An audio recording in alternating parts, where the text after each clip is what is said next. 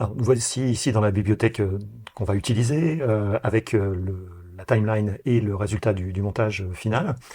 Donc la première étape va être d'exporter en fait ce fichier audio de façon à être retranscrit ensuite en ligne dans CapCut ou dans la version d'ailleurs desktop Mac ou PC.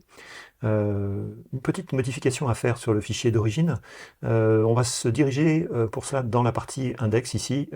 J'ai un petit souci en fait sur mon montage. En fait, dans les rôles, donc vous avez des onglets ici qui vous permettent de basculer justement sur cette partie rôle. Et ce que je souhaiterais, c'est pouvoir exporter en fait simplement le son, mais sans forcément y associer la musique.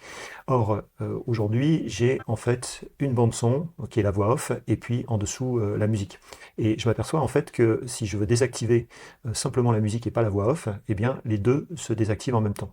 Alors pour éviter ce genre de choses, je vais affecter en fait à la musique justement un rôle de musique et pas de dialogue.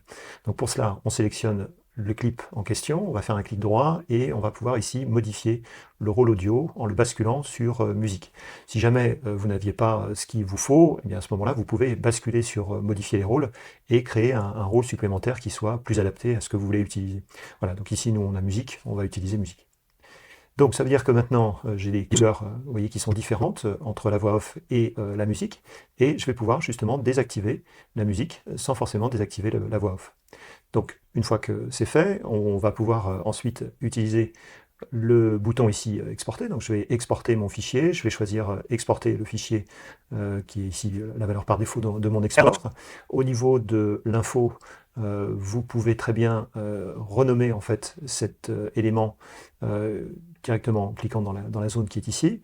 Les réglages, ça va nous permettre eh bien, de choisir précisément ce que l'on veut. Donc par défaut, si vous choisissez cette option-là, vous allez exporter vidéo et audio dans un codec ici quasiment sans compression qui est le Apple ProRes 422. Généralement, on choisit plutôt le H264. Bon, ça c'est une petite parenthèse. Mais en tout cas, dans cette liste, on va choisir simplement audio. Alors vous avez le choix, vous avez plusieurs formats qui sont des formats compressifs, AAC, MP3, vous avez des formats un petit peu moins compressifs, AIFF et WAVE. Donc si vous aviez besoin d'un fichier de bonne qualité, à ce moment-là, choisissez plutôt celui-ci ou celui-ci. Là en l'occurrence, c'est simplement de pouvoir générer un fichier audio et ensuite de déclencher une transcription automatique dans CapCut. Donc ici on va choisir AAC qui est un format reconnu par CapCut. Donc ensuite on ne va déclencher aucune action derrière. C'est pour ça que je suis réglé ici sur enregistrement uniquement. Donc un fichier qui est somme toute assez léger, et je vais pouvoir faire suivant pour ensuite bien sélectionner le dossier dans lequel je vais enregistrer ça. Donc j'ai prévu un dossier tuto dans lequel je vais enregistrer ce fichier, et ici je vais simplement mettre son origine pour pouvoir le retrouver.